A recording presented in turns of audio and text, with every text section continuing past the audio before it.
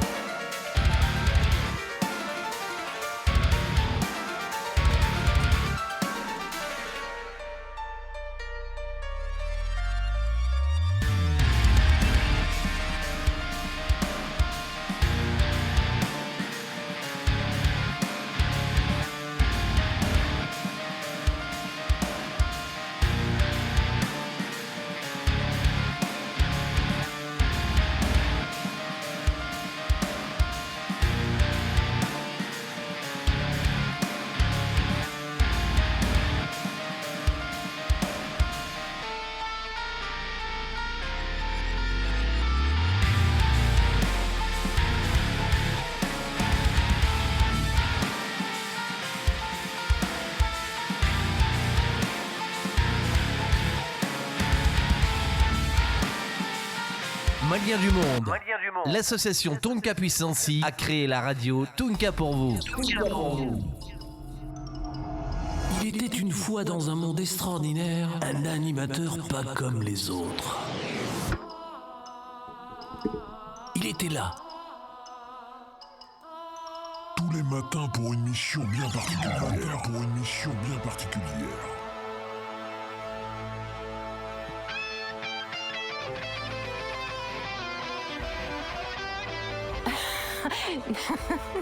Apporter la bonne humeur à ses auditeurs. Vaste programme, émission qui lui était confiée.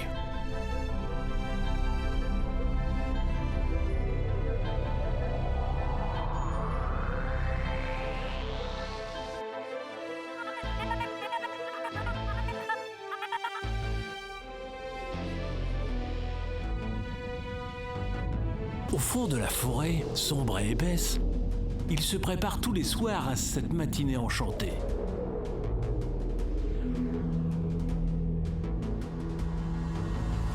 Le voici pour vous ce matin sur votre radio. 1, 2, 3, 4, 5, 6, 7, 8, 9, 10. 6h-9h, retrouve ton animateur de la matinale sur ta radio. Avec ce titre endiablé. Maliens du monde. L'association Tonka Puissancy a créé la radio Tonka pour vous. Toutes les radios diffusent la même chose, mais pas nous.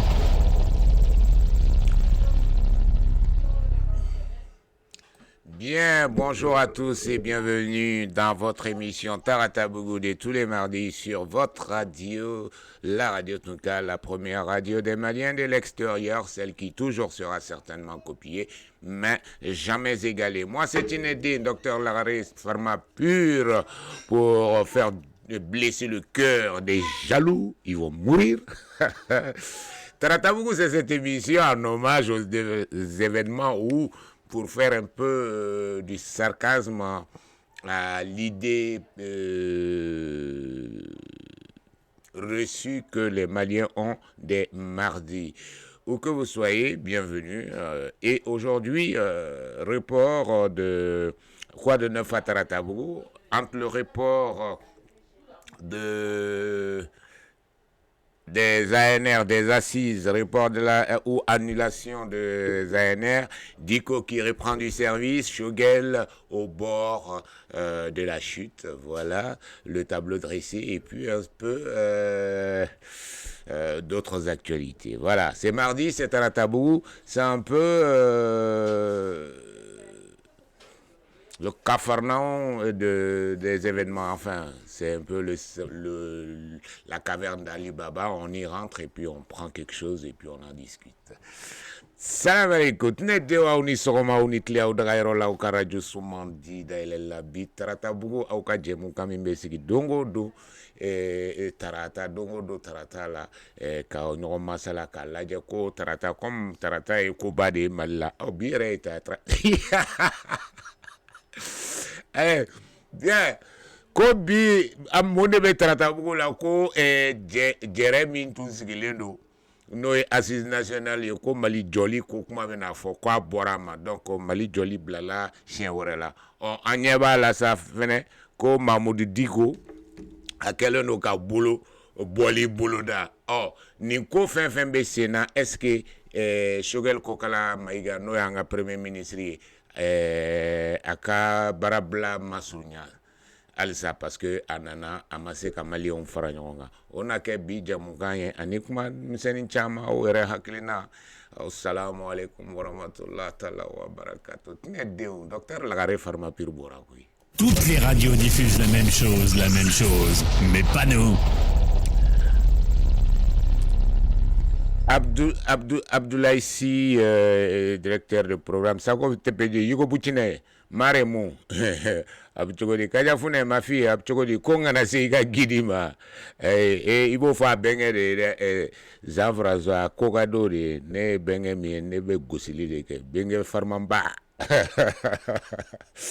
Bella dia Geneva Jara Tati Kadi Fanta Bel Kamara Yusuf Jara Chao Bangali Yusufu Sali Suzo lao kan memba udai au bela jele fenêtre konomo manyina uko kama millionnaire ani wol dogoni la reni nazu Chao Kalfa Kulubali bela jele munu mena la mesisa ani Awa Kulubali depuis Bamako munu ani nañma sangare amanyine ko Cheikh Keita Seydou Keita depuis Rennes bela jelenga fu ne dew Lagare bora tuguni ani nendingela uje bon faso jugu bora tuguni je babi kafo babi je grave Shogeli jabi kita che imala mea itlala kumala droae ay jabilike ko ayaw delisa ko ay na deme ibeka eritio ko kana deme aba c'est-à-dire que vous babi ayza ubala be de sa wala sa ka barage utsega wol bini aw be fe utonga trege duguma de premier ministre re kuturu kata fo ki jabi kita ibeka no fe mo aw ma jabi me note atete kanumbaga wele kunte o bitar be moro keta no fe mo wele ba wele liteo aye fini bedo aye olu wele amena o to alpha na critique aye fin to fo ni beli sikera de wala saka aw ibeka mo wele aw ma bishi familializa donc babi ibagara deba abe mi yɛrɛ kunga o tenisa kuika frade la che ala jabara igadi ça c'est ça la politique lire entre les lignes bien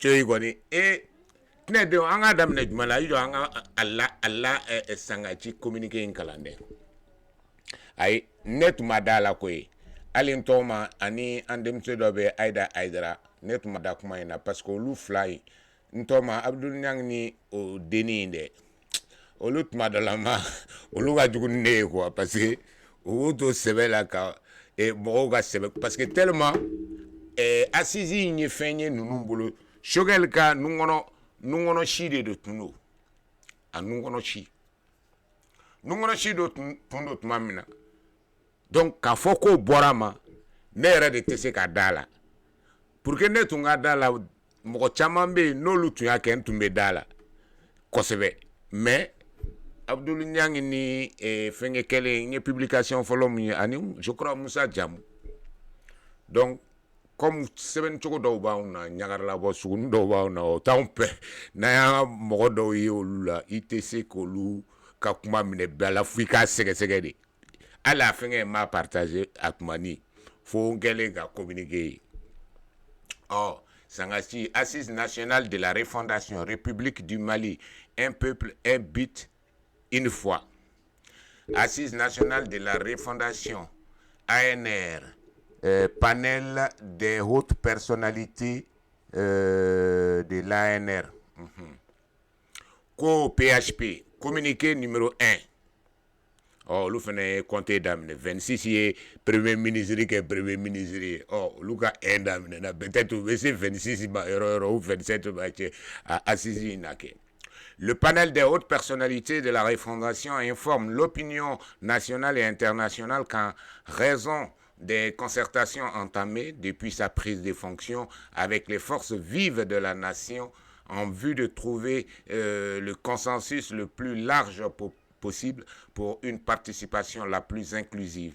Les dates de la tenue des assises nationales de la refondation ont été décalées. Un nouveau chronogramme sera annoncé à l'issue de ces concertations. Toutes les forces vives de la nation demeurent cependant mobilisées pour une participation active et de qualité au débat à venir. Bamako, le 22 novembre 2021, le président du panel, Zeyni Moulay, officier de l'ordre national. Knedeu, ko Zeyna Moulay ko, Zeyna Moulay ko, ani panel moro, assisi nyemoro, no Zeyna Moulay yo nyemoro, ko ou kadamale on tloka. Ni jɛrɛ ni premier ministre y'a boloda n'a a tun kan ka kɛ 2 milliards ye ko kɔfɛ a kɛra 1 milliard 500 ye cɛ kɔni u ye da bɛɛ fɔ nin ko in na ko o paneli n'o ye jɛrɛ ye assise nationale de refondation Mali jɔli kuma bɛ taa fɔ yɔrɔ min na ko u ni mɔgɔw ka ɲɔgɔn ɲɛ fɛ ko u ye walasa bɛɛ lajɛlen ka se ka na o kun sababu la sa u ye a dati bɔ a dɔgɔkɔrɔ ko daw tulo kan ko kɔs fɛ dati wɛrɛw wagati wɛrɛw na fɔ an ye mais j'espère que n kɔrɔkɛ ninnu ye lettre in kalan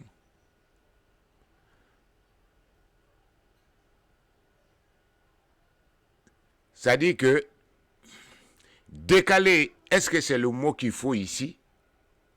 Parce que n'a décalé là, on est qu'à taille en câble en fait. Donc ça doit être précis. Bon, tiens, on m'a encore n'a son dimanche ou n'a pas.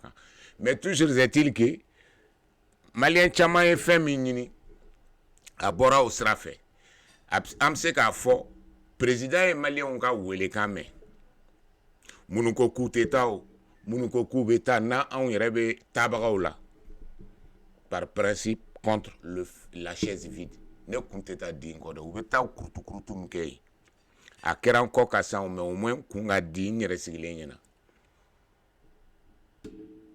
Et ça montre que comment maintenant mais ni hakli ni ba anira muna san M5 RFP Choguel Moromonu tu ni daleno ni assisi inka comme si c'était une occasion de balayer tout ce qui a été fait depuis le 26 mars 1991. En fait, au détundo. Mais, comme tellement ou déglé nos fangas la forcing, ça a échoué. Et le président de la transition en a pris conscience. Enfin, ne veut que lecture de Keren et ma faute. parce que a fois radio tunga kan ani nyang tevo ka ango tiendo ni assise be ke refondation fin chaman folendo en tant que assise de réconciliation. Est-ce qu'on ne va pas aller vers ces assises-là? Et on a plusieurs fois appelé le président à changer l'appellation même de refondation parce que Farafarali ou Chamambe, au Farafarali ou reste sababu de là donc tient Bangera, Malien ou Nignon Kaira, Diemola Kaira, président est là, ko effectivement ani a Shogel ire ni dalendo aka, ko Malien benente, Moro beta kumade, ni Bella Jelen nana benela. Mais now beneta opta minfo aw mana ke mo demanda ka taw sigi ka fendo décider now ma be ma ba tien ke ko awe to ta tien tout comme ça. Mais là il y a une autre affaire, c'est que le président il a pris la mesure de la chose. Il ne sert à rien et surtout ne ou ka TDRI ou l'ici ou ni fait mon fort, il disait que c'était obligatoire. C'est-à-dire que l'obligation là des décisions des assises, c'est un leurre. Il y a rien de dos. Assise ton kera makeo, ne de ko net ne de manake Mali président. Ayo fin que assise là, ayo aucun milliard flaf fin de taquet. Les Maliens vont voter président avec un projet de société. Donc, moi, je ne vais pas aller prendre vos assises. Dans ce cas-là, il ne doit pas avoir de candidat. Ambi assis et fait tout, fanga la droit bana. Donc, le président riche de tout cela, avec l'atmosphère qui règne, le cavalier seul ou le va-t-en-guerre, l'attitude va-t-en-guerre du Premier ministre, je crois que même à partisans qui sont tous nostalgiques de l'UDPM, c'était une façon de prendre leur revanche. Utumba nyana katuso nunu ni shekmar nunu ni tiens trop c'est où tiens ça même bolla ça tiens gole dogila ngo ko min bolla ça montakatal atumbu nyana ko olu ani Adam Baka ni nu alu nu jalo de Mali mouvement démocratique ya ni diko. Non. Ces gens-là même, la réalité montre que Morotou qu'on naturellement, Morotou Bounia naturellement. Et si ça intéresse, depuis 92, 10, nous n'y faisons. Sinon, c'est une idée Adema de Kelenkeo. Mais pourquoi Adema est sans? Parce que, bon, il y en a un autre bête. Donc, aujourd'hui, le président et le CNSP, parce que le président, c'est le CNSP qui décide tout dans ce pays-là pour l'instant. Le CNSP a pris conscience que, avec ce Premier ministre, leur stratégie, stratégique qui malheureusement s'est retournée contre eux, c'est-à-dire que dans le but d'accalmer et de calmer, d'apporter l'accalmie dans le pays, oui, M5 dit M5 et accepté malgré tout Shogel comme Premier ministre qui traîne des casseroles. Il fallait gérer les événements. Donc, ils ont compris que Alni Agneli be Shogel kono, Alna Nyeni bolu re kono, Alna Nyeni be M5 mo kono. Sera mintara, ça ne peut plus réussir. Il faut rebattre les cartes et les redistribuer. Voilà ce qu'a décidé. Et la sagesse, on va dire que Ango au sagesse dit Zeni Moulay Massa. Sinon, Rominte Michou Miro la beba donc galamante. Nous IDPM Moudi qui cherche à redorer le blason de Moussa Traoré, qui recherche de refaire le congrès de l'IDPM et de là à faire disparaître la révolution du 26 mars 1991. Donc, merci à ces personnes-là qui ont eu cette sagesse-là, malgré tout. Voilà, ça qu'on donne un vrai contenu. Que le contenu principal soit kake ben on a des assises de pardon que chacun ben qui a foutu don et qu'on parte sur des bases saines pour reconstruire ce pays-là. En espérant aussi que ni report ça fait que et c'est un message aussi apporté à la communauté internationale. Il y en a le 11 ou bien le 12. Ah ouais, c'est vrai. Abraham a sarcasme là ça. Il y en a le 12 quand il y a CDAO là, la communauté internationale là. Antena koin keblin et élection dati chronogramme dili te glonente blin assisi là parce que en rema ben à la follow. Donc na mania sanction banque au décament. On va essayer rapidement chronogramme mimbe ou bien Mokhtar one time mimbe on met poussière bois là ka rectifier dondoni ko proposer en attendant kata ani malien nous y hakilina munu di président ma na ka rencontre là. Je pense que d'ici peu le président va présenter un chronogramme des élections. Al-ni président Siki Doron-Dimeke. C'est-à-dire que moi, ce que je souhaite, c'est qu'on organise des élections présidentielles. On a un président crédible. Et que ces décisions de président n'abora relations internationales ou on qu'on ait aussi le CNSP qui reste. C'est-à-dire qu'on a un miroir que CNSPB pour voir les choses comment elles se passent au cas où. Et on va avoir un pays bicaméral. Donc, CNSPB, CNTIB refait avec des gens compétents. Ani mɔgɔ minnu tɛ se tɛ nale mɔgɔw fanen ni jamana kuturu nenni ni jamana président nenni na. Assainir le CNT. Et puis on sait que le mɔgɔ ninnu bɛ yen est toujours vice-président ya in ka to yen malgré tout en attendant élection législative ni tɔw ka se ka kɛ et que le Mali retrouve un peu cette sécurité là. Bon, c'est un peu dit à la va-vite comme ça, mais Akilina de Doha, ce n'est pas fondé, mais c'est comme ça que je pense que ça peut être simple et simpliste, mais c'est comme ça. Parce que militaire nabla et que le président qu'on donne la certitude aux militaires que Outna Nyani, c'est un bon départ. Nikewaleina, le fait d'arrêter le bain de sang, quoi, ANR Jolly. C'est une bonne chose. Ça veut dire que ni épreuvé kaira malien ira là ani diemo là ko olube fekata asimime fekata vraiment malien ka ben de la malien joli la fin là et que il veut le faire avec tout le monde. Ça veut dire ça, il faut comprendre ça comme ça. Ou kadio ou mandie c'est comme ça. C'est comme ça en tout cas moi personnellement je lis la chose. Donc en bas on espère que dans les prochains jours, signé ou bien d'ici la fin de la semaine, le gouvernement va présenter un chronogramme. Il y a des experts. Et puis il y a des gens sur place à Bamako là-bas. Moro Mao Nunumbi et ministre des Affaires étrangères Rebi. Et bon, Mokhtar n'a pas fait commandant. Mais Mochamambe et que c'est là l'occasion Mali parti politique. Si ça ANR supprimé, faut être au Bali, à un président qui a organigramme doké, chronogramme doké. Abebe effectif de beba dans l'élection de ces question mais qu'à date il faudra maintenant dire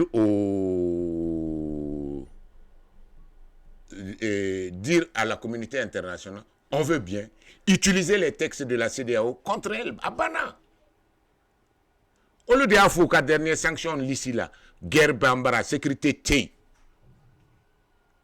donc ils sont onikaka fait changer onika offensive que vous ajoutez tout cela toutes ces conditions là donc vous allez voir où les terroristes débouter 600 Gabouambra et les choses vont repartir.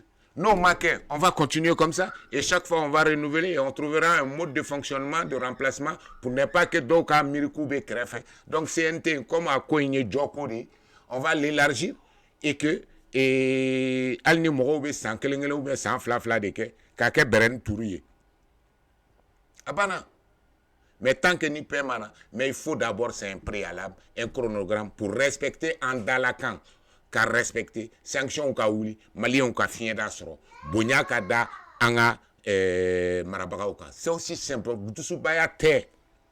Malimba kaira rosro. Il faut faire comme nos aînés. Uma mo nenu, uma mo doya, nos moro keita ou ni fengo. Uma kelekeo. Uma mo doya. Ferre de dou, akadjan. Les bonnes œuvres prennent du temps. Souvent toi-même tu te demandes est-ce que Rebecca baraki ka jamanaï. Et quand tu te poses, le jour où tu te poses cette question, ça veut dire qu'il y a baramina baranimando ika jamanaï. Mais tant qu'il m'a remise en question, avec fondement, remise en question, ici, ah, tchè, nebe ni nako nebe jamana joli là. Est-ce que nebe jamana joli là? Tant qu'un être humain ne se remet pas en question, ça veut dire qu'il va baramina, il va fou de là, il va confétrer de là. Et malheureusement, c'est ce qui est arrivé à ce gouvernement de transition de Shogel. Et que en tenant le discours au point que et ni politique moko ou benyona e be na kebe discours sugu do fo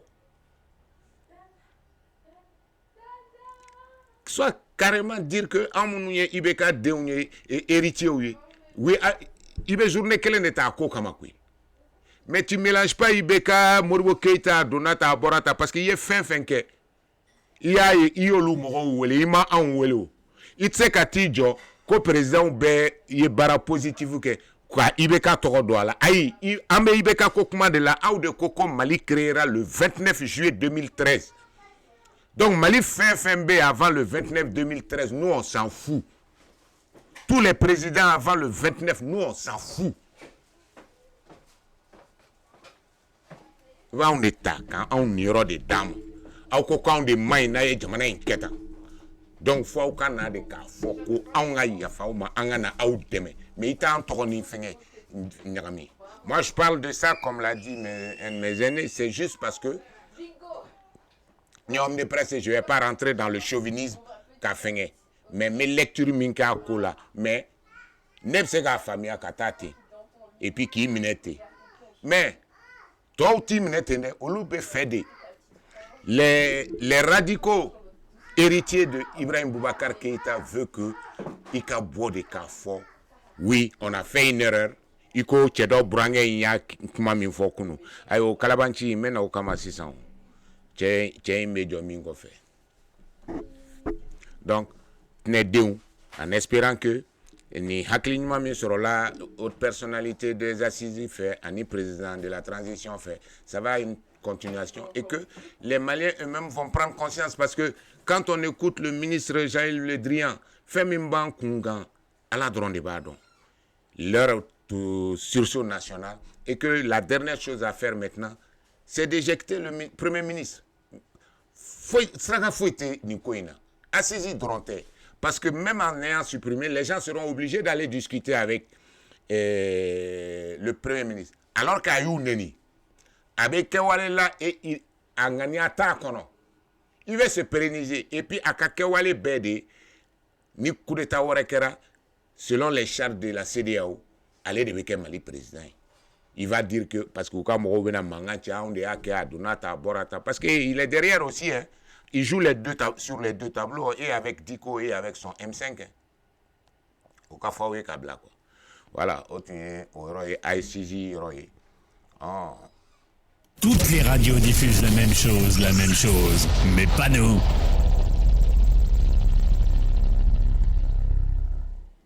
Maintenant que le politicien de Badalabougou, Kaleb Naboua, et Kumachama Fouaga Kumaoula, ça dit que moi, je devenais obligé candidat de Nincheka Kumala, quoi. Malheureusement. Parce que, avec couverture Minta, Netayou là, quoi. Donc, ça me rend un peu. À l'entière, à la délire de ne kakuma galenka se dîner-moi ou bien finger. Mais ce monsieur-là joue avec ça. o de kama n t'a d'a kan imam fo ka taa bɔgɔ biri n tulo la don min na ni n bɛ kuma diinɛ kuma kan peut-être ça va m'arriver de l'appeler imam mais j'espère de tout cœur que ni n bɛ silamɛya fɔ ni n bɛ misali ta silamɛw ka Mali la Ala kana ale tɔgɔ don da parce que ale tɛ silamɛ ye ne bolo. Ça je le dis, ça n'engage que moi et les actes qu'il a posés me suffisent pour dire que il est plus mécréant que bon croyant.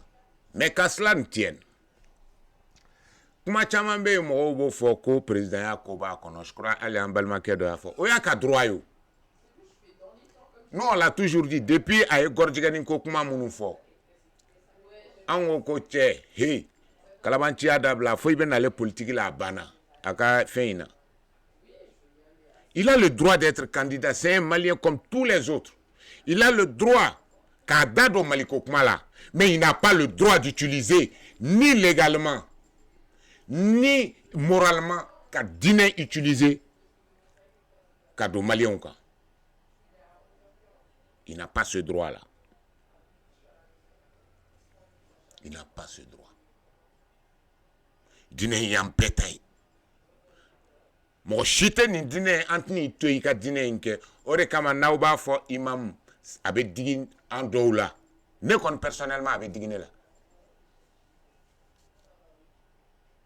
a bɛ digi n na yɛrɛ yɛrɛ parce que a sɔn foyi t'a la a limaniya t'a la a dɔnniya kuranna dɔnniya kɔni b'a la mais le reste même un bon musulman il ne l'est pas. Il a le droit d'être président. Mais sauf que la loi interdit la religion comme instrument politique. Donc, au Islamia, ce sont les follow. Jamana Sharia est féminin. Toi, tu ne peux pas t'exclure de ça. Et tu sais qu'il faut que Malien. Maintenant, al n'entoure Islamia ingono. Cɛ ale ye juma joli kɛ dongo do kɔrɔfɔli la n'a tun y'i profiter o jumaw fɛ ka duwawu don ça allait être une bonne chose.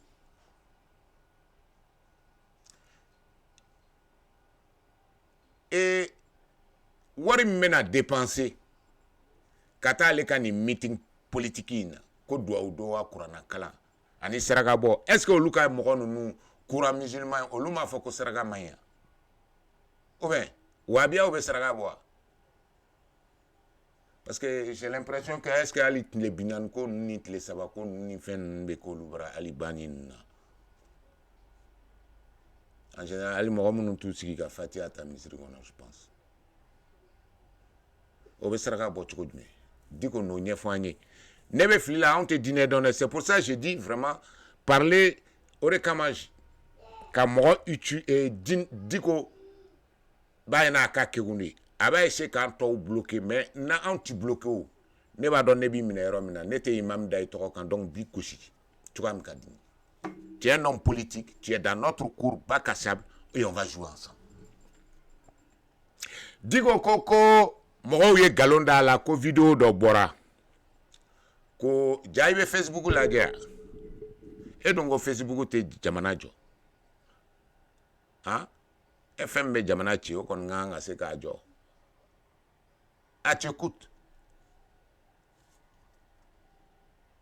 donc galon chama ko bide e a famille ko galon chama dara mo la donc ere ko galon mai ere ma galon da mo la ko fembe galon ni fengele e olu de utiliser ka fama koro bi fanga koro bi.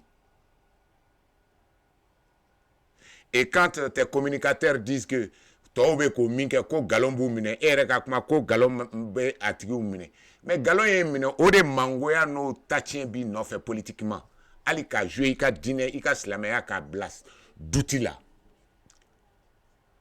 et de ka galon diko en tant que religieux en tant que homme politique o de ya to mo batte mal la blé mɔgɔ jumɛn bɛna taa e kɛrɛfɛ ko ka duwawu don Mali ye mɔgɔw ye e deli mɔgɔbaw y'i deli mɔgɔninw y'i deli Puatalaw taara ni kuranɛ yɛrɛ dir'i ma deli la walasa mankan gɛlɛya min filɛ nin ye ni i kɛra sababuya an b'a kɔnɔ i ba o kuranɛ la e y'i ban Ala ka mɔgɔ ɲuman bɛɛ bolo fo aw tun bɛna Ala ka ciden dɔw ci Thierno Aditiam ouais c'est ça au conseil islamique mɔgɔw aw tun bɛna olu ci aw tun bɛna i ka mɔgɔw ka bolo bɛna se récoltera di mɔgɔw ma e bɛ danbe ko f'anw ɲɛ a e b'a fɔ ko ni Asimi a y'a ban k'i reçoit o de fɔtɔ filɛ nin ye donc a k'i reçoit o kuma t'o ye a ko e den don ko est-ce que o ye ɲuman ye o ma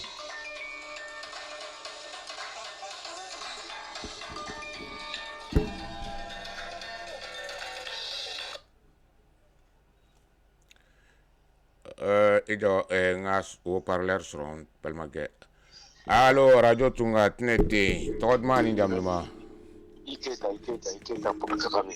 Ah bah, ça va? Ouais, ça va. Bah, Il y a comment de faire faire son tir. Ah, bismillah, entre le milieu. Silamɛya ani politique. Ah, a tɛ taa. Siga t'o la. Ala yɛrɛ ko fɛn fɛn kana kɛ silamɛya kɔnɔ politicien b'a bɛɛ kɛ. Wallahi. U bɛ nkalon tigɛ. U bɛ mɔgɔ faga. U bɛ sonyani kɛ. Silamɛya nin bɛ condamné. Ni mɔgɔ min bɔra e ye alimami ko k'i yɛrɛ ka don politique la i bɔra silamɛya kɔnɔ wallahi i bɔra silamɛya kɔnɔ pepepepepe Monsieur Keita siraga t'o la ne fila de ye mais cɛ in fana ye fila ye mais n b'a dɔn fɛn min don a bɛ ka fɛn min kɛ a man ɲi soit i bɛ politique i bɛ silamɛya duloki bɔ i la ka don politique la direct je suis d'accord c'est ça o yi dɔrɔn de i ka kuma yɛrɛ min dɔrɔn de sɔn ji la ni k'i suit depuis hier jusqu'à maintenant ni kɔni a ka duloki bɔ a la dɔrɔn a ka na direct ka pantalon ni veste don ka mɔgɔ ɲini n'an bɛ voter an ka voter n'an tɛ voter au revoir ciao wallahi vraiment merci bien Monsieur Sido si ça va wallahi merci ça va ok donc Kambe merci bien non si ka fɔ an lamɛnbagaw ayi aw tɛna na k'aw b'a mana da anw fila fɛrɛ kan na Digo i ye fɛn min cɛman den ne y'o musoman den ala n'i ko dugu dɔ ka ja dɔ b'o kɔfɛ personne. C'est-à-dire que nous, qui faisons de la politique ou qui avons les prétentions de faire de la politique ou nous pensons être des experts politiques, on t'a à domicile qu'on a fait kurana et ni fo kurana be ni kan kuntigi ni ke kisi nema autant nya sera là. On t'a joika ou ba fait wole chogo dmeni aga fait ubu joyro minage. Tu vois, tellement te domicile qu'on n'te fait ka do au gasila almami ka placita karamɔgɔw ka placita ale aw b'aw jɔ fɛn min kan n t'a tɔgɔ dɔn parce que là-bas c'est Dieu ani mɔgɔ minnu bɛ Ala yira an na point minibar voilà merci Geneva minibar alors pourquoi Diko e bɛ na ne ka terrain kan ko ne k'e to yen e bɛ k'i ta dun ye mɔgɔw bɛ taa sarakaw ni wariw di ma alimami duwawu kɛ n ye karamɔgɔ duwawu kɛ n ye anw b'an ka kurutu la terrain min kan k'i bɛ yen birifini ta yen jama min bɛ yen ka n'o fara ne ka ncini min bɛ n bolo ne bɛ ka mana da minnu ɲɛna can ti to yen sa et puis tu le fais de façon hypocrite et malhonnête c'est ça le problème parce que tu sais ka diinɛ utiliser politique terrain kan c'est pas possible. Parce qu'il y a dans la malhonnêteté, il y a comment faire mieux galon, il y a galon très bien. Ko islam ebe se ka silamɛya fɔ cogo jumɛn alimami ɲɔgɔn ko olu ma ko olu sarala gɔrijɛgɛni ko kɛlɛ la galon tigɛ ko gouvernement bɛna garde fɛngɛ kɛ gɔrijɛgɛniya kɛ galon tigɛ yan ko premier ministre ye wari d'e ma k'e san o galon caman ko blindé carton cɛ a ye sabali.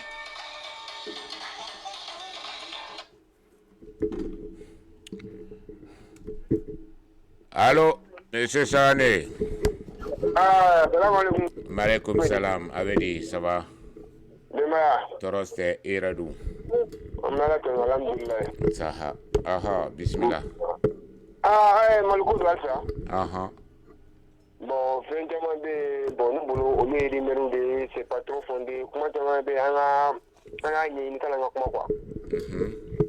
Parce que nous, quand on pour que Maliko, quand on Ah. Comment tu mets rumeur ou bien il y a comment de mener d'assistance nous et rumeur non, quelle est les victimes négatives ma grand frère? Moi, je parle en général. Oui, ben dans ce non, les questions là de poser. Non, négativement. Par exemple, il y a beaucoup de Dikoni, c'est Francis, ambassadeur.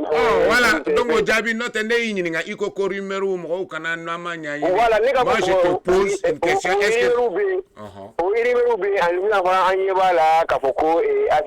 et reportera, c'est parce que Sugar il a mal parlé ou bien c'est bon. Non, moi je suis mofié.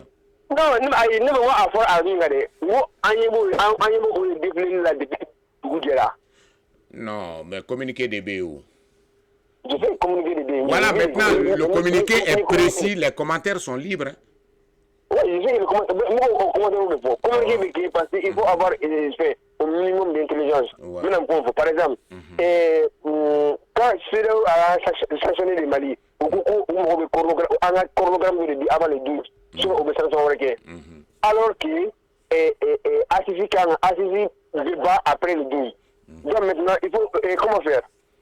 Donc comment faire? Il faut anticiper.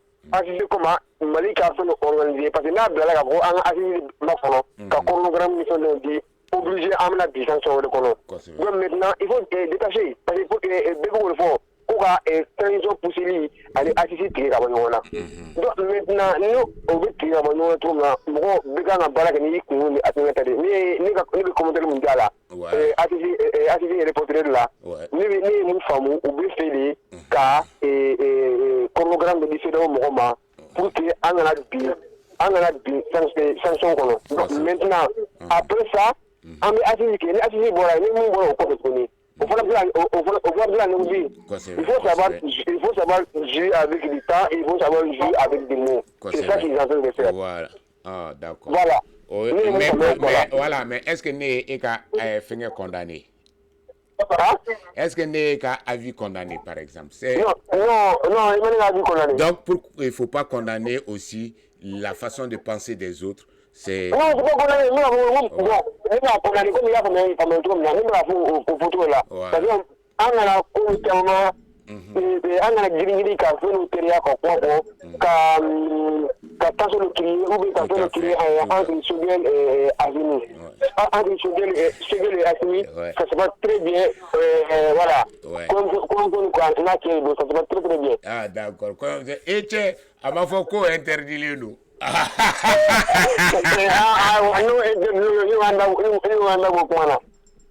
Non, tu vois, c'est un peu ça. Je suis d'accord que tu dises ça, mais il faut comprendre aussi que c'est ça le jeu politique. Chaque politicien tire la couverture vers lui-même. C'est-à-dire que comme on a erreur politique mais sans haine, sans méchanceté, et tout ça dans l'optique que à gagner. Ngania ko kan ka kala oye anya. Oui, ni na avoir la différence. Nous va donc à 80% c'est un président du BK. Donc non 100%, 100%.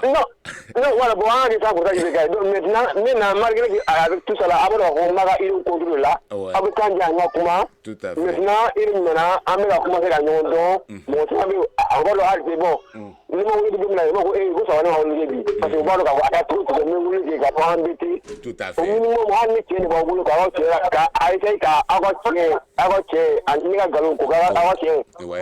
ça le but pour que nous faisons au minimum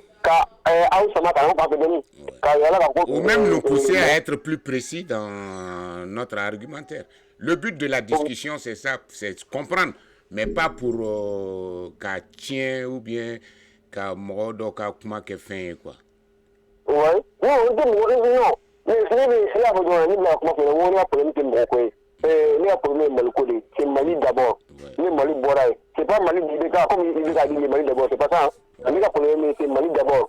Mais au Mali d'abord, mais au dernier moment, Mali intérêt supérieur, nous défend. Moi je vis ici à France, Alhamdulillah. Mais si ça a choisi entre la France et le Mali, moi je vais choisir le Mali. Ça c'est clair et net. C'est très clair, c'est très clair. Voilà, on peut encore le faire, mais je défends l'intérêt du Mali. Le Mali, comme De Gaulle a dit, le Mali n'a pas des amis, le Mali a des intérêts. Voilà. On défend nos intérêts. Vis-à-vis que ce soit avec la Russie, ou avec Turquie, ou avec la France, on défend nos intérêts. Mais du coup, on a fait maintenant, avant de se mettre avec clé, mais on peut avoir pourquoi on du coup, on met des clés maintenant. Voilà, là, il y en a un boulot, on a aussi la fois, avant de l'antenne. Maintenant, à quel endroit on va ici,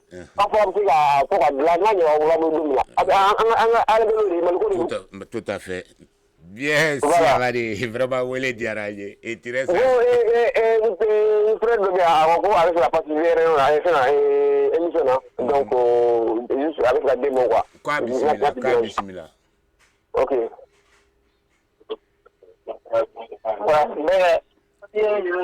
Assalamu alaikum. Assalamu alaikum. Tordma ni jamaa. Fodi Fofana.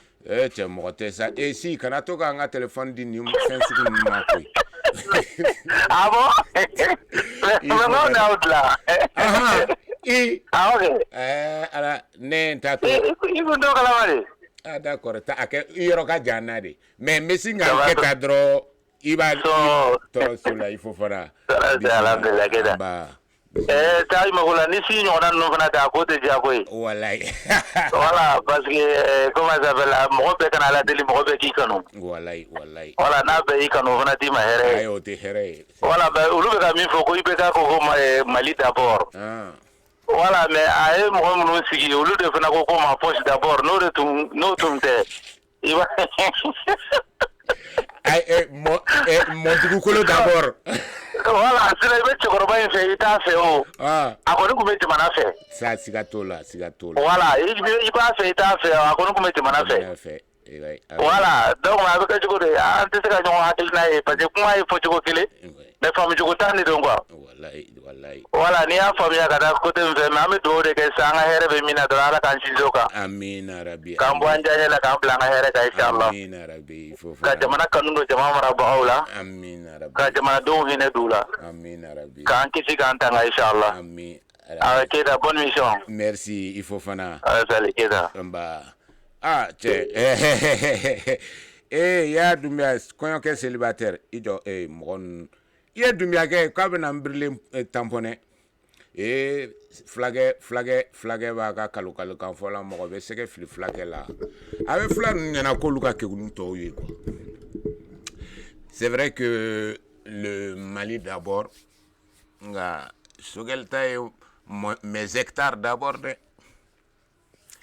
Voilà, bon, sujet flâné. Après, on va parler de quoi? Toutes les radios diffusent la même chose, mais pas nous. Entre l'Alenco Mahmoud Dikola. Maintenant, quel est le sort qui va être réservé à Shogel? Shogel qui sort Selelendo, parce que Shogel ni Moromono Mignon Ferré, au Luna Benente. Donc déjà, il s'est fait beaucoup d'ennemis au sein de son parti, parce qu'Agne Kos, Chekmar Sissoko, le traître du mouvement démocratique avec ses camarades Moribo Sidibé, Kayatousso, Madame Ba Konare, professeur Alou Diallo, Maître Montakatal, Togo et Oumar Mariko. À Coco, où lui est fin Tchamanké cherchait à avoir le président, mais chaque fois M5 gang a président et Shogel Kam Mouromoumbe. En fait, président Mimbe, c'est un peu une marionnette, quoi. Et pourquoi peut-être il va se rendre à tout, aux manipulations, il n'a tout fait qu'à Madame Si, qu'à tout cela, nos démissionnera. Parce qu'à Ouaklibala, Shogel, quel est le premier ministre, Madame Si, qu'à tout ça, de tout mettre intérim assuré, mais qu'on fait à démissionnera, ni. Donc, ko oluto abe lisi min blakata mɔgɔ minnu blakata aba iko olutala ko Choguel fait tout. Donc ça veut dire que au sein du M5 déjà il y a une dissension. Ça se voit même dans cette pseudo-jeunesse patriote là, et il y a des gens qui étaient dans le M5 qui ne vont pas seulement, qui ne vont plus ni chez Diko, ni il reste au Teto M5 ou Teto Choguel côté là, ou Betale Yoro là. Et tout ça, ça veut dire que le Premier ministre est en train de s'affaiblir. Faut qu'on a assez arrêt ya 600. Boda kele mbala oye ka aye moko munu neni nabu neni katla ku fenge ku wele. C'est-à-dire que mélanger, nous taper avec un gant de velours quoi. Il mène de faire de façon négative. Hein? Et là, Cheikh Mar Sissoko be au kuma là. Donc déjà à nos lutter fangelen fait. Mais au TC Kakuma parce que au Luka nyemoro do de kera au Luka membre EMK membre de kera président Foloye no e bandawi. Ah Abdelkader Maïga de Afode.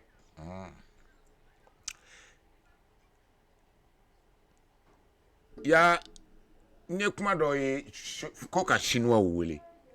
Cheikh Mar Sissoko. Ko dans l'industrialisation du Mali. Il ne s'agit pas d'appeler les Chinois. Vous avez appelé les Chinois ici.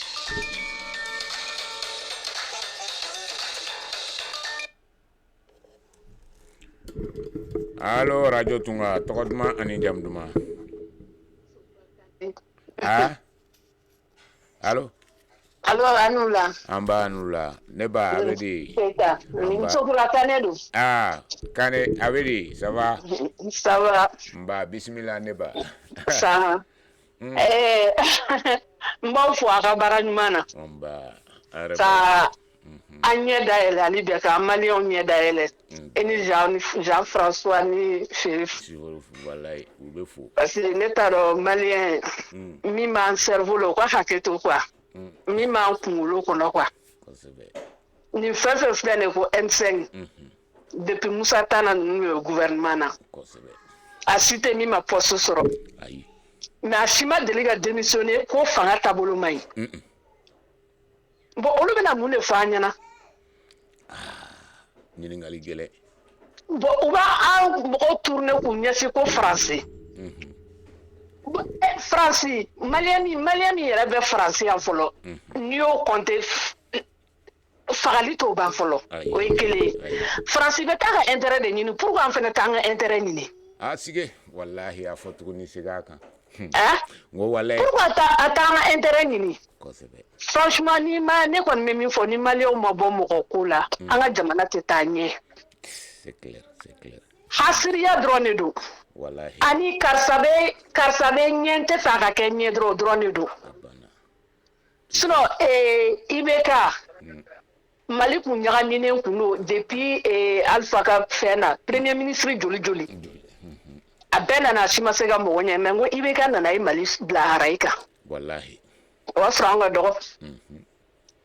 Yane. Bon, wakele pouvoir na dama. Yana ka fanga tiabula taka demeka ka fanga gla. Wallahi. Akamwana mana badeka. Wallahi. Nama segore famille yana ko wuli ka kare kono na mina aba deme ni fe banadro ababla abeta mo site vota etuguni. Ko sebe. O ma usani violence ni ya. Ah, ton offre là ou boloni de neba.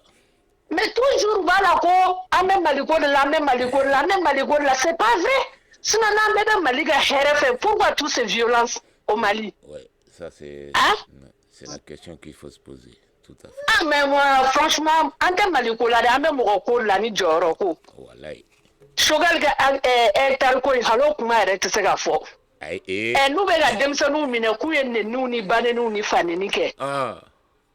Oh, oui, on m'a donné un cateau blanc, Mali Wardua. Quoi, c'est vrai? Ah, Nini Yarabe Keneka, c'est ça, Toko Banewa. Ah, mais je crois que Mali Kouim Fenene Bache avec Kara Framamayro de la Koué. Ah, ben, nous entendons ce grand chicken, non, parce que nous n'avons pas pouvoir là, avec Akemoun, nous n'avons c'est ça. Ils vont se venger. Arrête de m'en tout là. Tout à fait. En tout cas, Nakerane n'a pas venger. Arrête de m'en c'est gâteau là. Aïe. il se faut que ne min ka indrone asim nana kuma mina akunganga ni chorwa no be dabo fangala kata mo dota mo demsen bade ne be munu e kalanke en extérieur. Ouais, tout à fait. Diplôme babu bolo connaissance bula. Akumodu tadron ka jamana glandro ka bla arayuma ka dro c'est tout. Hein? Wallahi. Obi ne be ni fore ukanga religion da be dade banga fangala. Wallahi.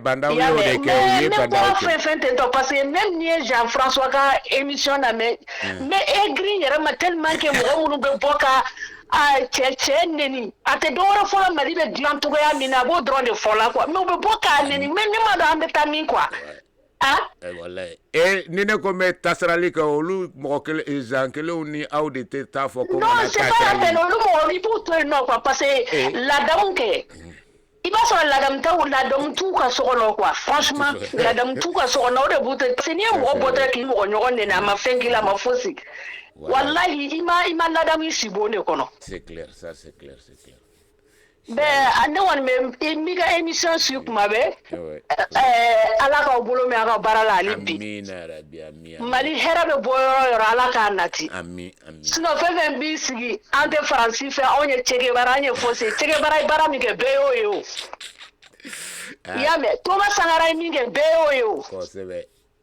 wo Thomas Sankara kumbe mali fini Burkina fini ne do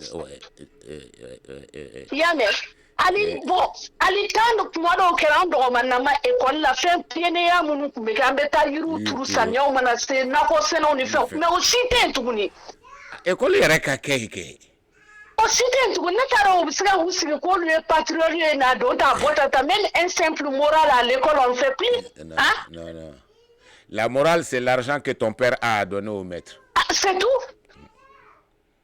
École somme yere be mali ko privé be mali ko no bi est-ce que ma janu gouvernement yere tay le but c'était ça c'était ça le but facilité mais atieno ame do bon alors on démarre barala amina rabbi ala ga do ne vraiment ko ja ku fa ko ka faru ku mana la semaine c'est dimanche do kala ka lafia dama amina rabbi ala ku bolo nu ka barala nga jamana be tanyani ma be bokoro mo bokoro be boklebi ala ka na tika dama amina rabbi amin OK, bonne soirée. Merci et toi aussi. Voilà, par exemple, ni doit aussi nous. Ala bo dossier d'aile kala je quoi. Aya mine sa ma mine. Mais tiko ga doit ou. Kabri tiko to fo ala e droit psi ga ketata.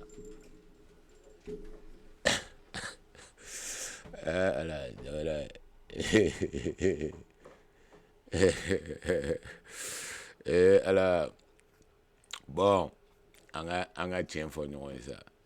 Jamana ngari de. C'est vrai que en balmamso ka ufo au belajele au romuna. Grand frère, koka folie fo we. Autala ne mo non blau mo kabri Abdul Nyanga émission générique we ka fo we ka fana banen zanta la même chose.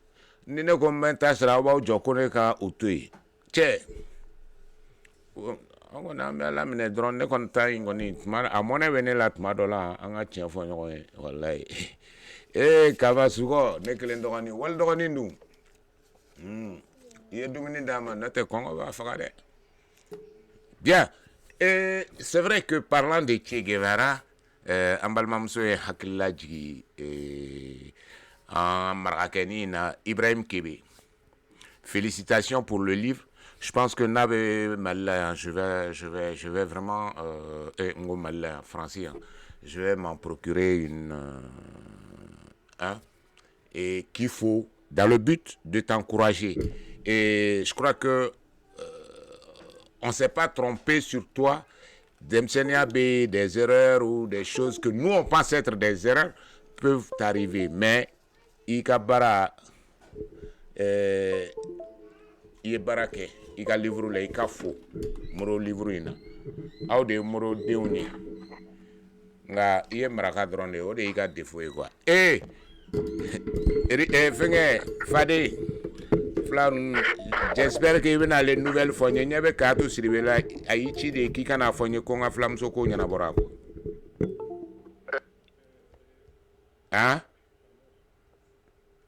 Allô? Docteur Carlos. Non, docteur Lagare. Yoro ini Musa de Beni, escroc à comment nous faut. Il jacte. Voilà. Allez, ça va. Bête le bila, voilà. Bibarala, vous voulez ne me raconter Kosebe. Ka gagner fatuli nous kunu kunafuni parce que ni émission la méritar là. Kosebe, ouais. Be profiter bita kana panguna nga wole ke ka foli ke nan masangare atana ma. Ah ouais, na. Alen ye kanka no ka wara mutu mi ka. Ouais, là c'est na keita koni, vraiment. Ah wala ka saya kuma lafia. Amin arabi, amin. Ma ko ko limania. Amin. Beni ka wakati do ala ka renya sana nga wakati ke. Amin. Ala ka do. Awa. Bien. Bismillah. Bena sini samna wulil ke ga opine ma ka wulil ga foli ke no nga jaloena. Nala sona. Mi barala nala sona me ko ambe mission la met. Ini braji. Inshallah. Ejecté. Merci. Bonne soirée. Bonne soirée. Merci pour le. C'est Dadou, ne badoma. Msokoi, atenda blakoi. Alors, faut koka boire là de. Chaque fois, ni flow yoro mbukunada. Parce que c'est non, non, monnaie confé.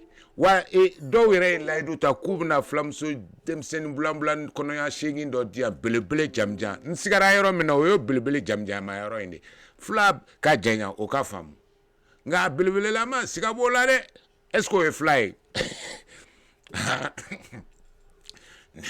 ya ibe escro ya yele la ya yoro koyo ke célibataire bien. Abla ici che autene mana dane nyela sa nere ko ni dongo do nere tumena le musoko che ko musoko masen na che ire de mase ko ikabri afora laidu tara ko inshallah ko muzona dia che ima baro ere pepe na flam musoko ma kana ken koro ga mara kam musoko edro. Et le sujet c'est tout aujourd'hui. ANR reporté, Diko, rassemblement, Diko, Shogel, le départ sur le départ. Akilina, Tratabugo te a fin ba kunga uga jamana ingona che oneba. Voilà.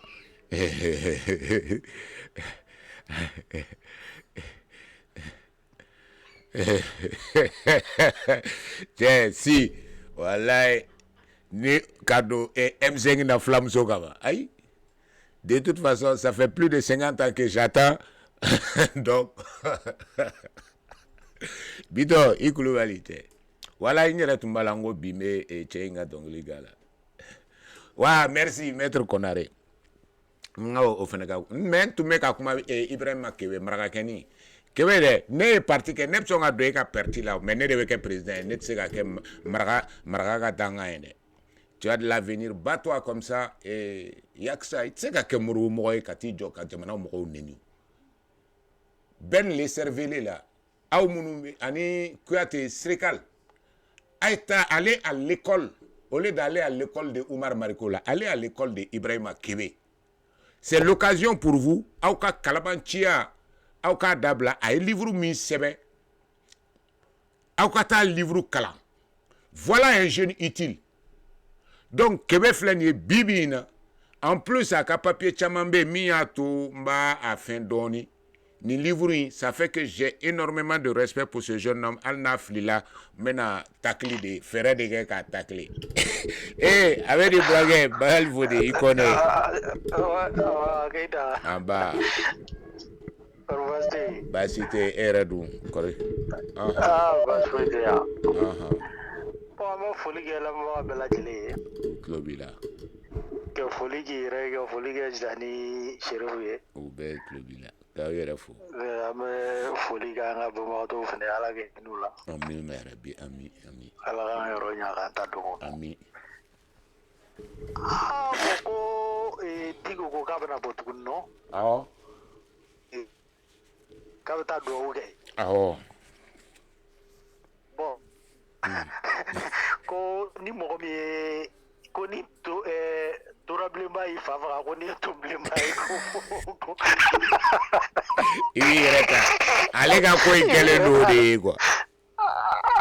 Bon ibi gata damna ta ko beta do ke. Mangi do la bana mima o kerabe. O kerabe yera.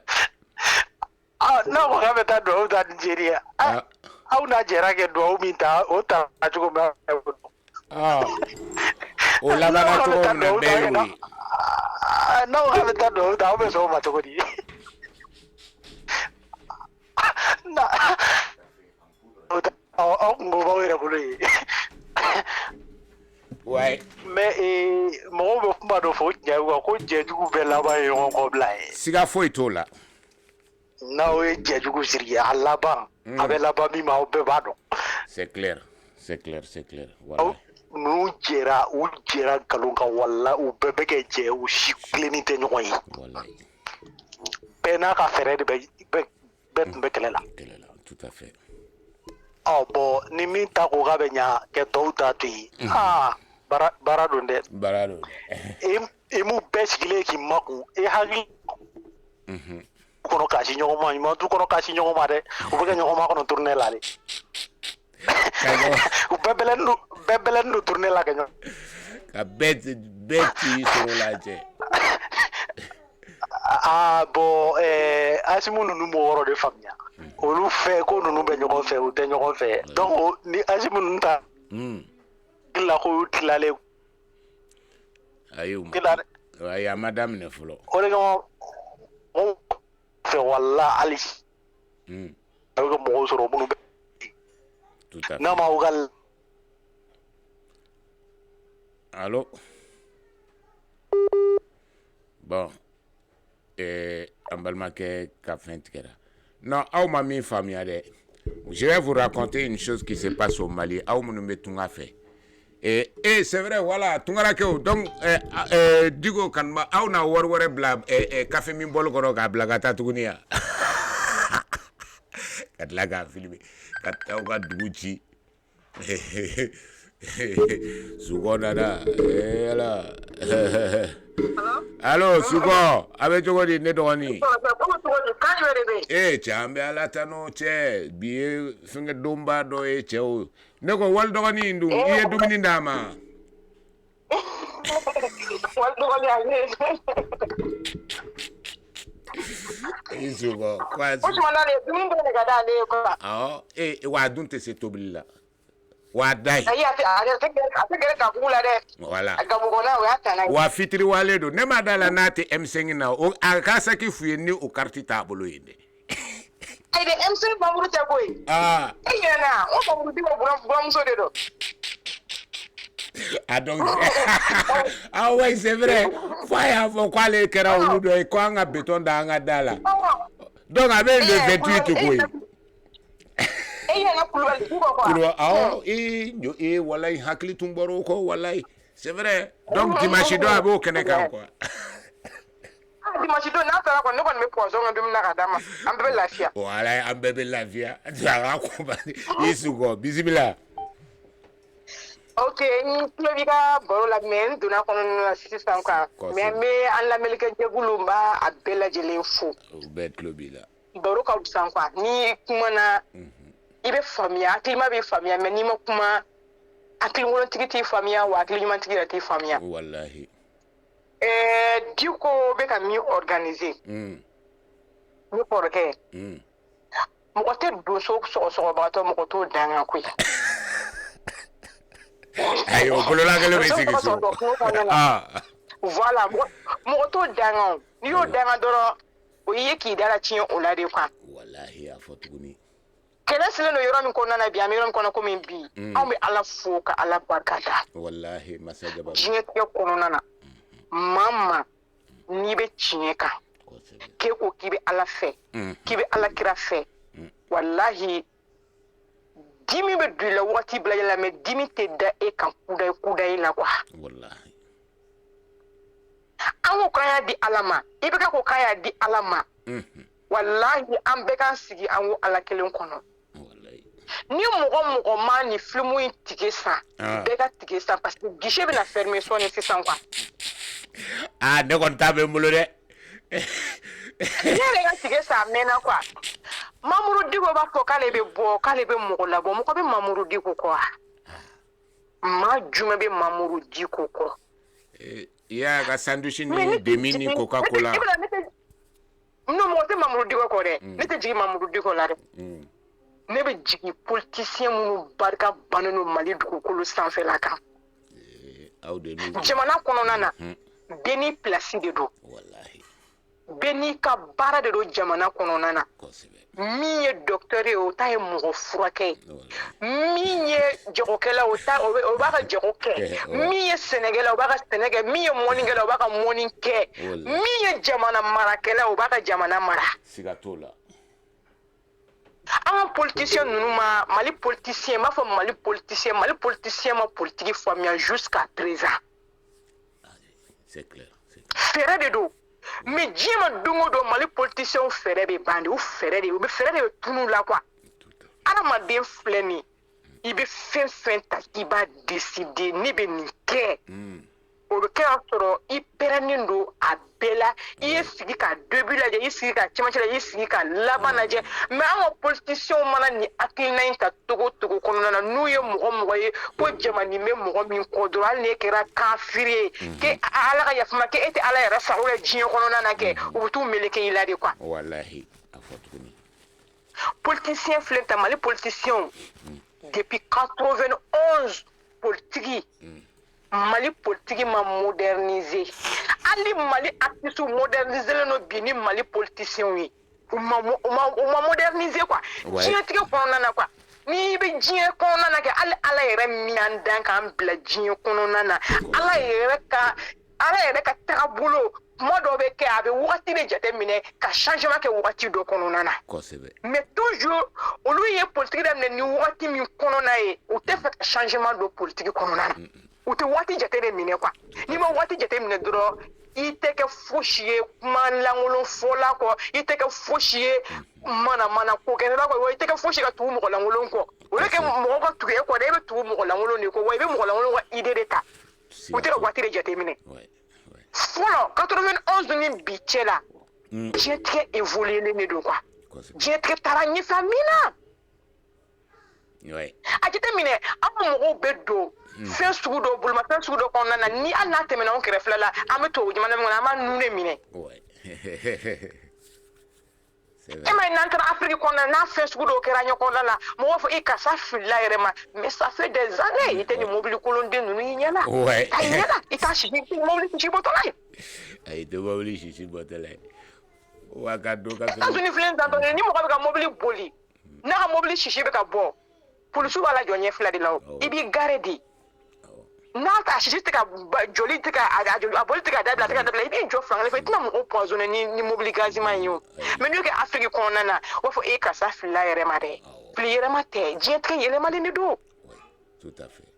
ko Diko bɛ bɔ ni jama jumɛn ye Diko bɛ fiɲɛ ci yɔrɔ de jateminɛ Diko ɲɔgɔnna mɔgɔ barika bannen ala m'a da Mali dugukolo sanfɛla kan a bɛɛ ni ala ta cɛ mais n'i y'a fɔ dɔw b'a fɔ sijɛ de don dɛ cɛkɔrɔba de don dɛ u kana da cɛkɔrɔbaya ma dɛ u kana da sijɛ ma u kamakɔrɔ siw ka jɛ ka fara u kunsigi n'u ɲɛ siw kan u ka hakilina ɲɛnama di mɔgɔw ma n'u ka sijɛ ye bonya de mais ni min yɛrɛ bonya kɔnɔ i bɛ dɔgɔya diɲɛ ma dɔgɔ ka taa futinɛ di mɔgɔninfin ma adamaden b'a adamaden ɲɔgɔn wele i kɛra silamɛ i kɛra kafiri i kɛra mɔgɔ sugu i kɛra cɛkɔrɔba i kɛra denmisɛnnin mɔgɔ bɛ na ni hakilinakolon jamana kɔnɔna na futinɛ bɛ don yɔrɔ min kɔnɔ mɔgɔ bɛ bana yɔrɔ min kɔnɔna na o tigilamɔgɔ tɛ mɔgɔ ɲɛnɛma ye o mɔgɔ lankolon de wa kodɔnbaliya taamasiyɛn de don ninnu bɛ yɔrɔ min kɔnɔna na bi an t'an da don u ka kɛlɛ la o parce que yɛrɛdɔnbali kɛlɛ de don fitiri waledenw gansanw de bɛ ɲɔgɔn kan ka ɲɔgɔn kɛlɛ an da tɛ don o kɛlɛ sugu ninnu na o fɛ mɔgɔw bɛ ne ɲininka mun na kama i tɛ bɔ ne bɛ bɔ kɛlɛ ka di ne mais ne tɛ fitiri wale fɛ kɛlɛ la ne tɛ naloma fɛ kɛlɛ la ne tɛ mɔgɔ min t'a yɛrɛ kalama ne t'o fɛ kɛlɛ la parce que naloma filɛ fitiri wale filɛ tantɔ ni ye kojugu k'u la a tɛ dugu la i ye koɲuman k'u la u t'a dɔn a tɛ dugu la a si tɛ dugu la o de ye naloma fɛ kɛlɛ goyanen ye quoi n'u bɛ taa tugu ninnu kɔ tantɔ ɲɛci tuma bɛ ninnu cɛkɔrɔba ninnu na an tɛ ka évoluer de quoi Mali jeunesse tɛ ka taa yɔrɔ si den kelen pe la u bɛ to sigi ni cɛkɔrɔba ninnu bɛ taale wari minɛ sanfɛ la kana d'u ma 20,000 30,000 a b'i ka vie dilan mun projet bɛ ninnu bolola la ka taa mɔgɔ minɛ dɔrɔn ka wari di mɔgɔw ma ni kama filɛ ni tantɔ walayi wari ka di ni kama ye mais yanni ka wari di ne ma kɛ ni wari bɛ sɔrɔ fɛn min na i b'o de ɲɛ yira ne la o de ka di ne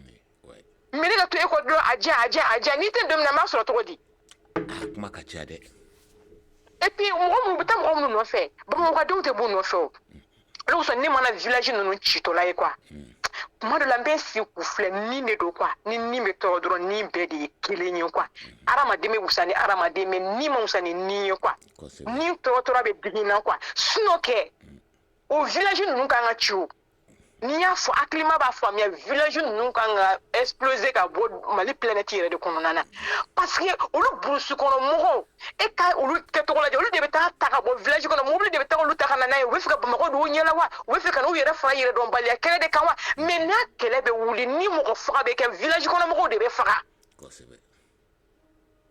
mais duguba kɔnɔ mɔgɔw tɛ faga o i bɔ si mɔgɔ ma k'i bɛ taa duguba kɔnɔ mɔgɔ faga kelen de la mais u bɛ mɔgɔ minnu faga village kɔnɔ k'u caman de minɛ ka mɔgɔ la wuli taa k'i bɛ taa quartier kelen la wuli Bamakɔ kɔnɔna na kɛ fɛn bɛɛ ni Alahu Taala cɛ a n'a ma diya sigidala mɔgɔw ye i bɛ bɔ so k'olu bɔ da fɛ c'est clair u bɛ taa ninnu burusi kɔnɔ mɔgɔw de ta n'i y'a kuma fɔ i bɛ ka burusi kɔnɔ mɔgɔw dɔn ne tɛ ka burusi kɔnɔ mɔgɔw dɔgɔya dɛ an bɛɛ parents bɔra burusi kɔnɔna na mais burusi kɔnɔ mɔgɔw k'u yɛrɛ dɔn u k'u yɛrɛ dɔn u k'u ka tabiya kɛcogo dɔn quoi ko kelen mana wuli aw ka village de bɛ taa bombarder u bɛ taa minnu bɛ mun don sanfɛ faamaw la Bamakɔ kɔnɔna u bɛ taa aw de faga u bɛ taa aw de maltraiter mais toujours ninnu bɛ bɔ ninnu nɔfɛ i bɛ fɔ bagan c'est pas bon an bɛ taa ko yɔrɔ jumɛn an bɛ taa jɛ yɔrɔ jumɛn de kɔnɔna na de mɔgɔninfin kana k'i fɛ mais i yɛrɛ ka k'i yɛrɛ fɛ sa an parents minnu bɛ burusi kɔnɔna na minnu tulo bɛ anw na a tɛ kuma n'aw parents ye a ye kuma n'aw parents ye hali sokɛli filɛ ka taga ale dugutigi wele min kɛ ne tantɔ nin ye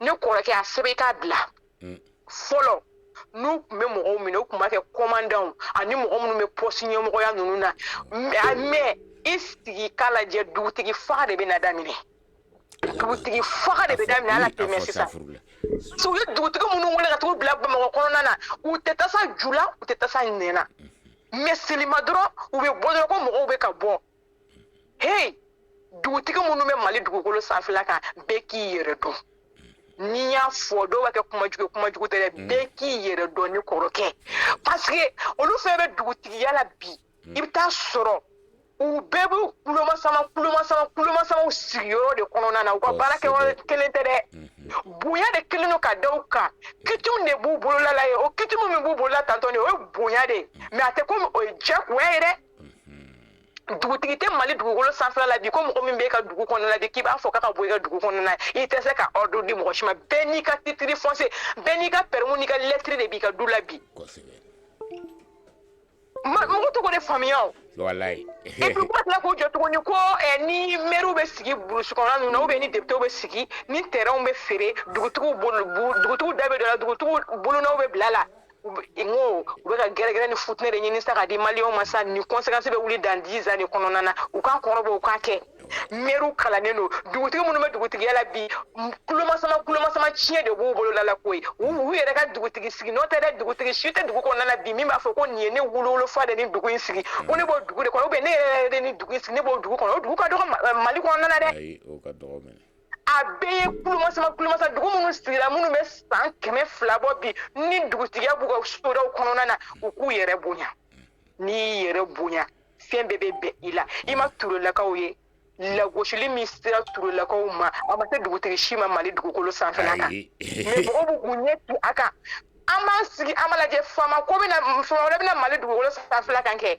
fɛn min mɔgɔ tɛ t'i ɲɛ jɔ dugutigi ninnu na tuguni Bamakɔ dugutigi minnu bɛ mɔgɔ tɛ ɲɛ jɔ u la yen tuguni koyi dugutigi tɔgɔ de dalen b'u kan mais a tɛ komi u ka wusa ni anw ye dɛ olu yɛrɛ dugutigi minnu ye tantɔ est ce que kare kelen de b'u bolo Bamakɔ dugukolo sanfɛla kan kare t'u bolo Bamakɔ dugukolo sanfɛla kan mais mɔgɔ minnu yɛrɛ ma Bamakɔ dugu sigi kare kelen b'olu bolo la yen kare kelen kulu tɛ mɔgɔ dɔw bolo Bamakɔ dugukolo sanfɛla kan mais Bamakɔ dugutigila minnu bɛ centre ville kɔnɔna la est ce que du fila yɛrɛ ɲɛnama tugunnen bɛ ɲɔgɔn na ka d'u ma ni kuma jara n da kɔnɔna na an ka sabali sa ni mɔgɔninfinw ye aw bonya a b'aw yɛrɛ bonya ni ye tora bonya kɔnɔ na fɛn bɛɛ bɛ bɛn i ma mais ninnu si ma ko kɛ i bɛ k'a ka dugawudenya o de ye ko kɛ i bɛ k'a kɔ fɛn ni muso n'i ba ɲɛna ni mɔgɔninfin n'i ba ɲɛna ka ban dɔrɔn walahi talantɔ fatɔ lagalagatɔ muso ɲɛlen den walahi ale de bɛ den wolo ale de b'olu ladon ale de b'olu entretien kɛ o kosɔn muso dɔw bɛ kuma dɔw bɛ kɛ ni muso dɔw bɛ n'u ma ɲɛ kɛ ne tɛ jugu la parce que k'a fɔ ko ka nin fugaden bɛɛ da i kɔ kan a ma nɔgɔn quoi a ma nɔgɔn. A ma nɔgɔn dɛ a ma nɔgɔn a ko in ka gɛlɛn. An bɛ Mali jamana min kɔnɔna na bi acclimaté o et puis k'u nana ko Asisi ko bɔra a ma yala ne kɔrɔkɛ fɛn min ne fari man di ne la mais ni ne bɛ k'e ka funu kɔnɔna na quoi ni bɔ de bɛ ka don ne la quoi ko Asisi ko o ma bɔ a ma. I b'a sɔrɔ u bɛna i bɛnbakɛ ka saraka bɔ ka ni fɛnkɛ wali dɔgɔnin n'a kɔrɔkɛ kɛ je crois que u n'o bɛnna. Ne kɔrɔkɛ kotigi de bɛ se ka ko ɲɛnabɔ ma dɔn n'i bɛ se k'o faamu kotigi de bɛ se ka ko ɲɛnabɔ maa tɛ kotigi o tɛ se ka ko ɲɛnabɔ ko ma deli ka kɛ e ɲɛna tɛ se ka ko ɲɛnabɔ ko ma fɔ e ɲɛna tɛ se ka ko ɲɛnabɔ anw bɛ tilen k'a fɔ ko ninnu minnu filɛ ta k'ale ni ye Mali de ninnu ma bamanankan na ko tɛ se ka Mali jɔ aw tigilen ninnu dɔgɔnɔ kuma na ninnu filɛ ta ninnu tɛ mun ɲɛnabɔ ni tiɲɛni tɛ. Allo yɛrɛ kɛ. Ninnu bɛ se ka mun de den kelen pe ɲɛnabɔ Mali kɔnɔ ni dabaarabaya tɛ. Asimu min filɛ Mali ɲɛmɔgɔya la bi mun crédibilité bɛ Asimu na a y'a fɔ an ɲɛna Ala na kira kama. Ala sa jamana bɔra sa ko karisa ko ka den sa a bɛ sigi jamana kɔnɔ jamana bɔra kunna sa. Ko diɲɛ sigilen bɛ relation de kama diɲɛ yɛrɛ ye relation de ye quoi mɔgɔw ma relation mɔgɔw ma faamuya sa mɔgɔw ye relation kɛ ko sara de bɛ nin tigilamɔgɔ la dawulo de b'a la ubiyɛn nafolo de b'a bolo relation t'o ye koyi relation ye min ye ni mɔgɔ minnu jɛra ka collaborer n'olu ye kotigi ye relation ye coup de fil dɔrɔn de ye ne kɔrɔkɛ ne bɛ ban diɲɛtigɛ mɔgɔ bɛɛ bolo la e ka ne kama wele ko kama.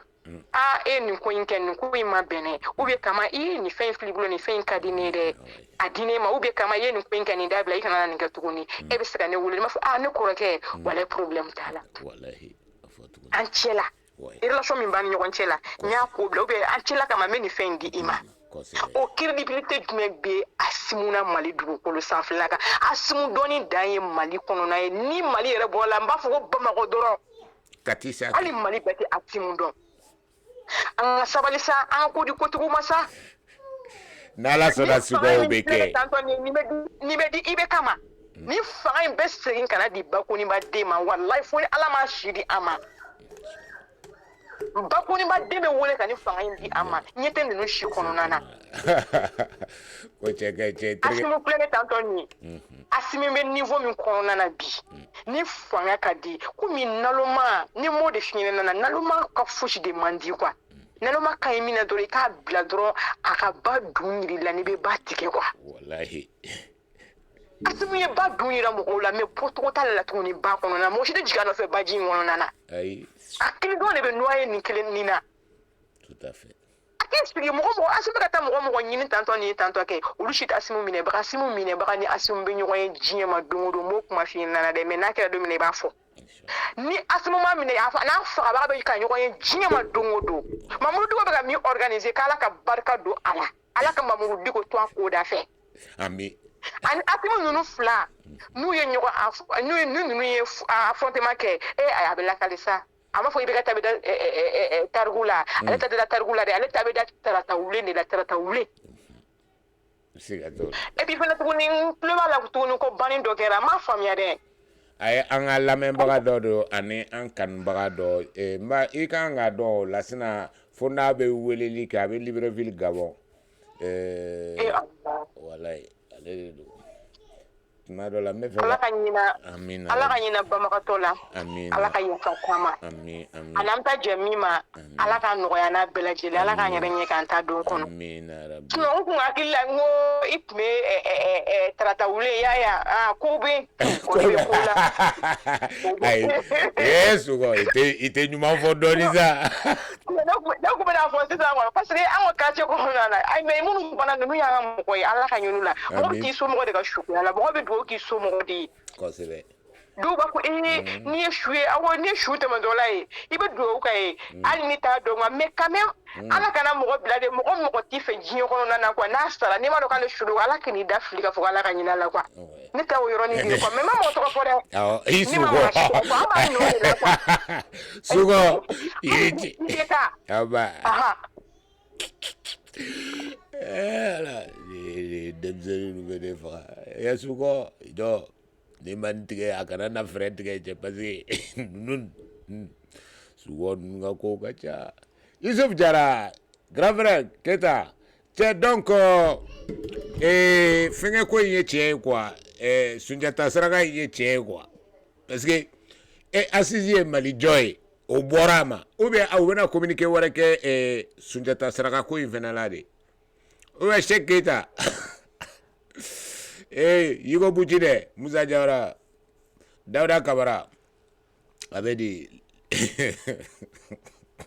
bon ni ne kumana dro mo va vous connaître avec là donc félicitations à Ibrahim Kébé pour ce livre et je conseille à tout le monde ni mo mi ngoni be fe ka don yoro aye mo chama ni munu koko olu e moro mo e munu tara moro Keita ka assemblée ci so mi to dalem do mori Camara yugo butine olu kewale fo adela ka fo ko kata mo kumbe voter là voilà ni fene maraga do eche Musa Dumia ni mana mbo maraga no numbolo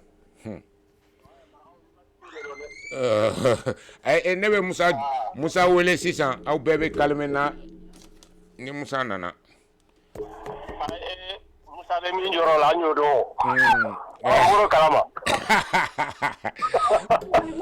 Avedi Isumare anti Keita bismillah demado toro aywa amela mel jekulu de fo ubetlu bila ka Jani Serifo ka Timnandiala ba uka fo de aywa ire ka Segembaliani ka Timnandi ambi fo aywa ana hakinata do ni faraka bismillah ma ko be donte ayi fania be do ikana ka do abe fo hay fana siga fene tola voilà maliko yi amano parce que avec munu mbolo tayro tula wa adonia tula donc ambe do awde ke alaka mali nyuma mbwala amin rabbi amin voilà sinon foi mano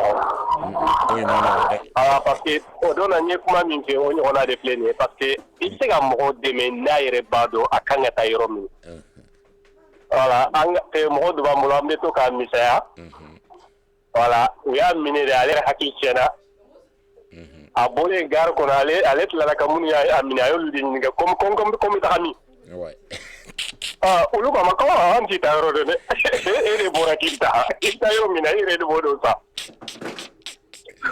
voilà voilà donc nous fana tayo nyonare parce que ou dona ko de la ta sido adonia tout la uta do marado wa mo fouiller mo tina fouiller fana parce que mo se ga fouiller appuyer il de la commune ni resona kidado mais nagi kuna kibado ibe jon soro na fouiller ni mo shi na fouiller donc nous plaisir a jawo a wageo a Camara a Timiwo le ministre de la Rio a Imam Diko a pedo na fendo kono emi sido wallahi emi sido parce que sigel kera ministre mais amake mali ministre a kera ire post kono ministre de donc parce que akunte ka barake mali yo kumeka barake na a post kono de donc odiato amase ka pendo maliko inkono odia bla ni green bela sino ay kuma munu fo sana ka ke ministre ani be kuma munu bada ya do lu cheka ja ko jaga jala ni baji exactement donc o be ba ira mo la ka po sugel te jamana jolay sugel ba a po sikona de nofe voilà donc jamana de munu ba ko il se ga mɔgɔ si tɛ se ka mɔgɔ kelen tɔgɔ fɔ ko min bɛ ko kalama i b'a dɔn baga in kɔni tɛ parce que ni ala ye mɔgɔ halaki a b'i kɛ cɛ musoman de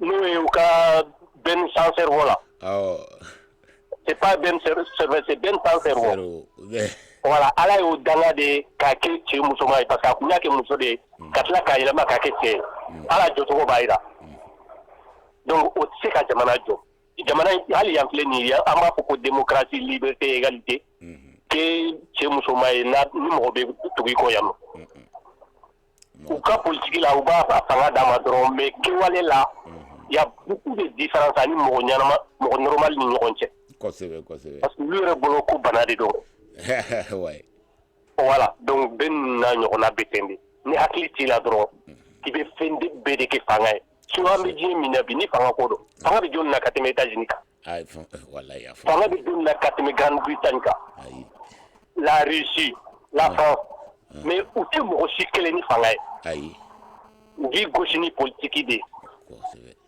Maliens filɛ o de kɔnɔ bi parce que anw bɛ ko bɛɛ kɛ ni fanga de ani dusu mais o t'a ɲɛ o n'u tun bɛ jamana jɔ ou bien ni kumaba ko tun bɛ jamana jɔ bi tun b'a sɔrɔ Mali jɔra donc n'u bɛ baara kɛ u ka baara kɛ n'u tɛ baara kɛ u ka a ladon k'a fɔ k'u dɛsɛra mɔgɔw k'u dɛmɛ tant que n'u m'o de kɛ jamana in tɛ jɔ voilà Cɛdo Burange min ko k'a bɛ bɔ a ka bɔ o bɛ y'anw ye o parce que ni n k'a bɛ diya n ye c'est pas parce que n bɛna to a kɔ dɛ non an bɛ k'a don de a bɛna mun de fɔ donc n'a nana fɛn fɔ min ni fɔlɔ ta tɛ kelen ye ce qui veut dire que a ye Maliens hakili ɲagami k'u bila nkalon sira kan donc n'a nana yafa deli de fana la mɔgɔ bɛɛ bɛ fili o bɛɛ bɛ boli man jugu mais n tɛ segin kɔ n tɛ n kɔ filɛ o de ka jugu donc an bɛ se k'a dɔn a bɛna kun min na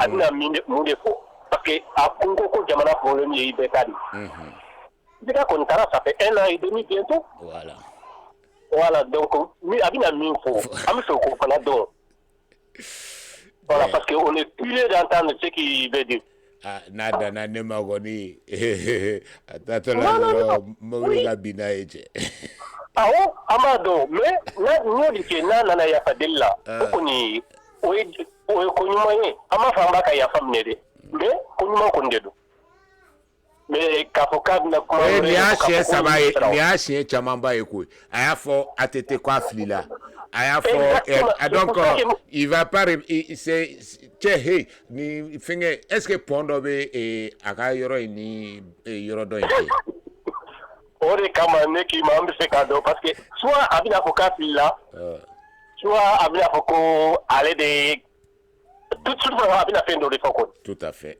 voilà n'a nana min fɔ an bɛna baara kɛ n'o de ye o inchallah ni ko k'an bɛna baara kɛ ne c'est pas parce que an bɛna dɔrɔn fo kiyama jo don ne kɔni tɛna tugu a kɔ ayi voilà kabini IBK ko ma daminɛ ne tun t'a kɔ wa n tɛna tugu a kɔ voilà mais juste que on veut savoir a bɛna min fɔ inchallah donc ala ka o dimanche in jira an na sa kɛ voilà inchallah i Keyita i Sumare vraiment merci grand frère cɛ bɛ yɛlɛ la tiɲɛ de don koyi ne ni n dɔgɔmuso bɛɛ ye kelen koyi kuma dɔw bɛ yen aw de b'olu kuma maa mun k'olu fɔ koyi min bɛ ne ŋaniya la ne b'o de fɔ o bɛn n'i ma sa o don o ma bɛn i ma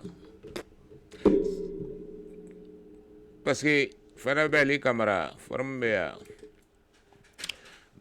Kantelakaw ka k'e fana y'i tɔgɔ bɔ kamaraya la k'a kɛ Kante cɛ Jɛnɛba Dunbiya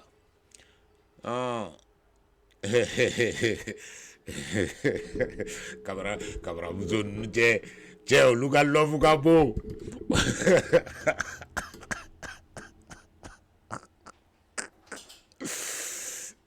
olu ka lɔfu ka jugu ni IBK ka Mali lɔfu ye cɛ bien bon on va vraiment 1h30 an ye dɔɔnin kɛ comme sisan dema 4 bɛ yen ne fana ka fisa dɔɔnin cɛ ne bɛ taa sɔrɔ ka kuma n'o tɛ cɛ ne kɔrɔkɛ aw bɛ baga ne ma ko ne bɛ siran si ɲɛ ou bien ne bɛ siran muso ɲɛ ne tɛ siran dɛ ne kɔrɔkɛw bɛ min kɛ ne b'o ɲɔgɔn de kɛ donc o de y'a to don gansanw na an bɛ bɔ nin heure suguw la et donc ka bɛn Voilà, bro, yo kuma ke kanga. Oh, Traoré, oh, d'accord. Traoré, oh, Traoré, oh, d'accord. Bafana, aminga di akoye sake. Note, nere domso ya fokale bora sukoya la kale ke kulubali. Oh, donc ni mokore yo keche. Ni kamara la kao yo ke ate barano. Voilà, nere tau yake. Donc, Ibrahim Kébé mène parce que c'est important, il faut que vous compreniez. Emballement de sera jeune d'homme, je crois Kamada sera un emballement Mokochamanda sera le renouvellement de la classe politique. Yaya Doumbia Dabestoka Sama, comment se fait-il que Dongo Daouni Choroba ou Nifingo? C'est-à-dire que le renouvellement n'est pas forcément le rajeunissement. L'idéal, c'est le rajeunissement. Mais on part dans le rajeunissement dans l'esprit. Donc, mais toujours est-il que dans un monde parfait, il y a plus de jeunes qui ont des idées nouvelles, qui ont des idées adaptées à leur moment. Donc, il faut adapter Jamana Wati Benako politique Odi. Mais malheureusement, il ne faut pas qu'on perde espoir. Et il y a des jeunes Chamana où maître qu'on a attaqué. Mais, face au Den Kamara, Adama Ouattara, Kassim Kissinger, fin, Ani Diabaté, Ani jeune fin. Kalanendo, Mumbe Kodon, vraiment, on sait qu'ils sont patriotes, ils comprennent le fonctionnement, ils ont des compétences. Maintenant, Aoudé Kama, Aoudé, voilà, Aïbouanda la Koui. Aoué de Tafoko, la nature a horreur du vide. Vous êtes là, soit en France, soit en Afrique, à regarder les autres, non te dadouala, nenimbe. Comment on ne peut pas faire des œufs sans casser des omelettes? Ah ouais, fait que faut que tu mais kasoro auma omelette Dixit et le Libanais. Donc pour être plus sérieux, on ne peut pas faire des omelettes sans casser des œufs. Ah genoux, Maliens jeunes nous fait Kalana qui ont des compétences, qui sont patriotes. D'accord. Au plein maître qu'on a là, ni moté. La nature a horreur du vide. Donc, des gens comme maître Konaré viennent s'asseoir.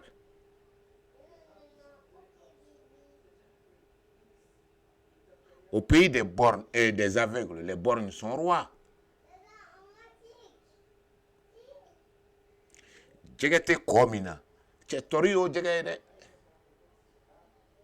Donc, au lieu de vous lamenter